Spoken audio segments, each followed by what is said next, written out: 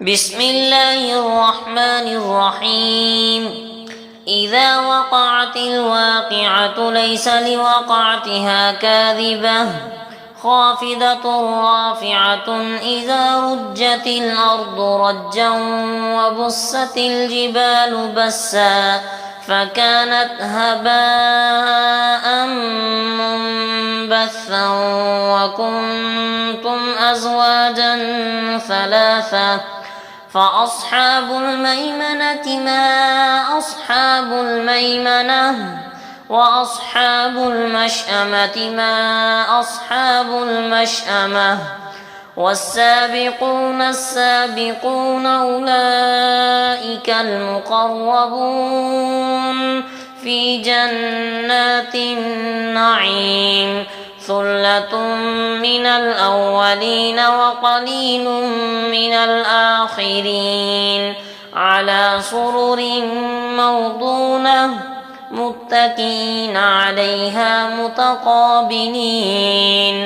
يطوف عليهم ولدان مخلدون بأكواب وأباريق وكأس من معين لا يصدعون عنها ولا ينزفون وفاكهة مما يتخيرون ولحم طير مما يشتهون وحور عين كأمثال اللؤلؤ المكنون جزاء بما كانوا يعملون لا يسمعون فيها لغوا ولا تأثيما إلا قيلا سلاما سلاما وأصحاب اليمين ما أصحاب اليمين في سدر مخضود وطلح منضود وظل ممدود وماء مسكوب وفاكهة كثيرة لا مقطوعة ولا ممنوعة وفرش مرفوعة إنا أنشأناهن إنشاء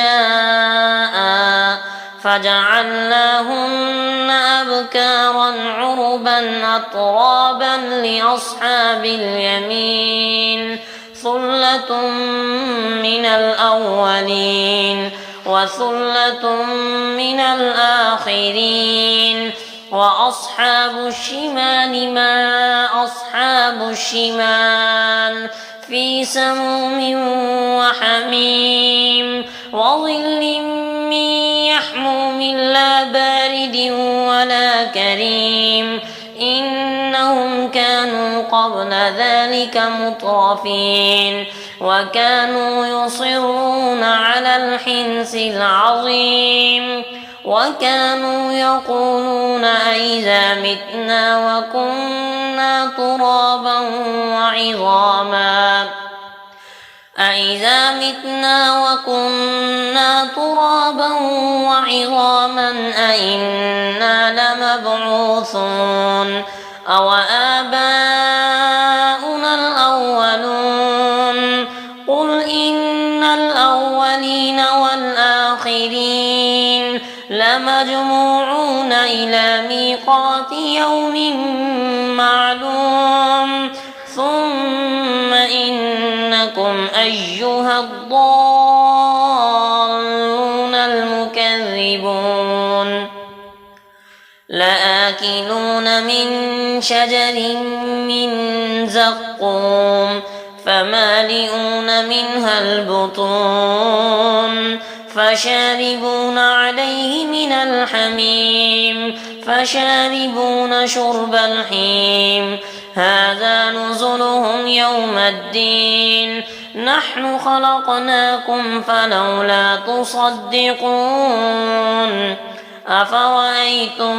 ما تمنون أأنتم تخلقونه أم نحن الخالقون نحن قدرنا بينكم الموت وما نحن بمسبوقين على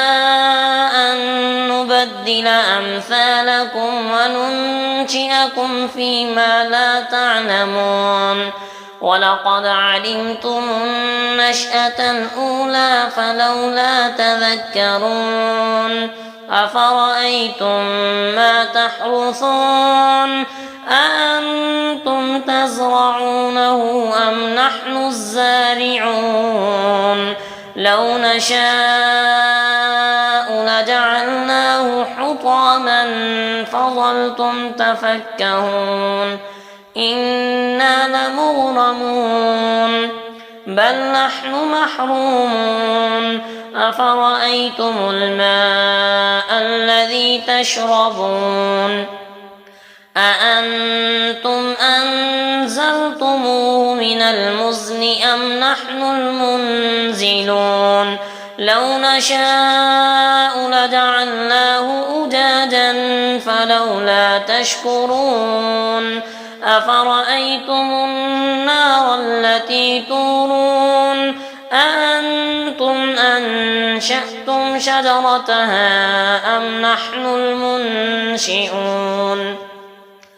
نحن جعلناها تذكرة ومتاعا للمقوين فسبح باسم ربك العظيم فلا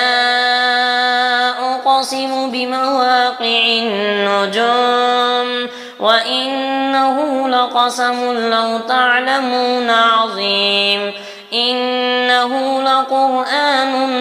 كريم في كتاب مكنون لا يمسه إلا المطهرون تنزيل من رب العالمين أفبهذا الحديث أنتم